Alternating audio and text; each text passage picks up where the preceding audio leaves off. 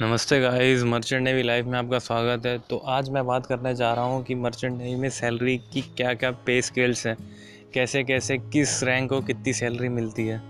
पहली बात तो मर्चेंट नेवी में दो अलग डिपार्टमेंट होते हैं, या कहूँ तो तीन अलग डिपार्टमेंट होते हैं: केटरिंग, इंजन साइड और डेक साइड। और मैं आज बात करने जा रहा हूँ इंजन और डेक साइड की क्या क्या पेमेंट है और कौन कौन से रैंक की। तो पहले इंजन की बात कर लेते हैं। इंजन में रैंक स्टार्ट होती है, नीचे से बता रहा हूँ, नीचे से स्टार्ट होती है वाइपर। वाइपर के बाद आदमी प्रमोट होता है ऑयलर। ऑयलर के बाद अगर फिफ्थ मेट को टीएमई बोलते हैं, ट्रेनिंग इन मरीन इंजीनियरिंग। उसके बाद फोर्थ, फिर थर्ड, फिर सेकंड, फिर चीफ इंजीनियर होता है। तो मैं वाइपर से स्टार्ट करता हूँ। वाइपर की सैलरी लमसम होती है $250 से $300 के बीच होती है। वो बढ़ के एक दो ट्रिप के बाद आपकी सैलरी हो जाएगी $1000, यानी कि 60,000 रुपये। उसके बाद जो आपकी होती है टीएमई की या ऑयलर की बोल दूँ, ऑयलर की सैलरी लमसम यही होती है 1200 से लेके 1400 रुपये।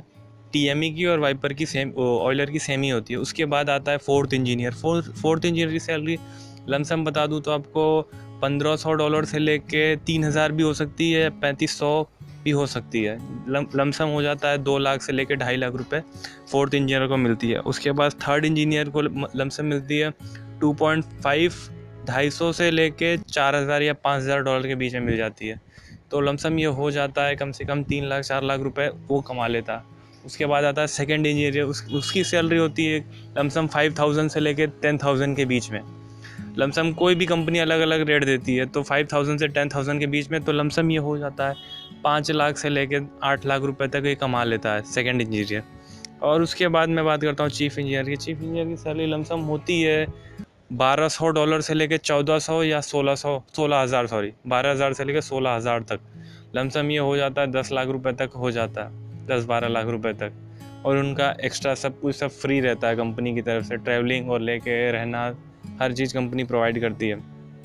तो ये हो गया इंजन साइड की। अब डेक साइड की बात कर लूँ तो डेक साइड में यही स्टार्ट होता है ओएस से। ओएस मतलब ऑर्डिनरी सीमैन, जो सबसे नीची रैंक होती है। उसकी सैलरी लमसम ये जो वाइपर की सैलरी होती है इंजन में, वो ओएस की सैलरी होती है। तो ये लमसम 250 से लेकर 1000 तक जाती है। उसके बाद प्रमोट होता है आदमी डेक में एज अ ए बी मतलब एबल सीमैन। एबल सीमैन की लमसम सैलरी होती है 1200 से लेकर 2000 के बीच में। तो लमसम हो जाती है 60-70-80 हज़ार रुपये वो कमा लेता है। उसके बाद ए बी से वो प्रमोट होता है बोसन। बोसन की लमसम सैलरी 2000 से 250 के बीच रहती है।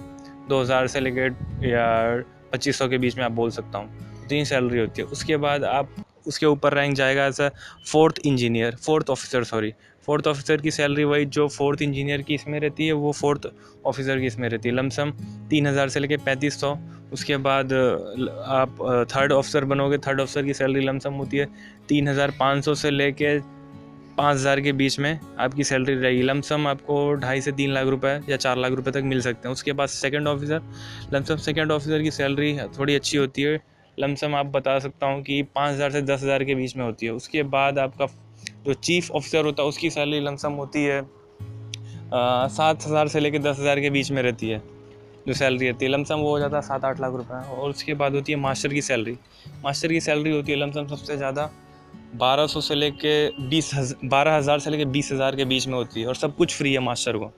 तो लमसम ये हो जाता है 10-12 लाख रुपए उसको महीने की मिलती है। एक्स्ट्रा कंपनी अलग से देती है, सब प्रोवाइड करती है। सो ये थी मेरी आज सैलरी की बातें।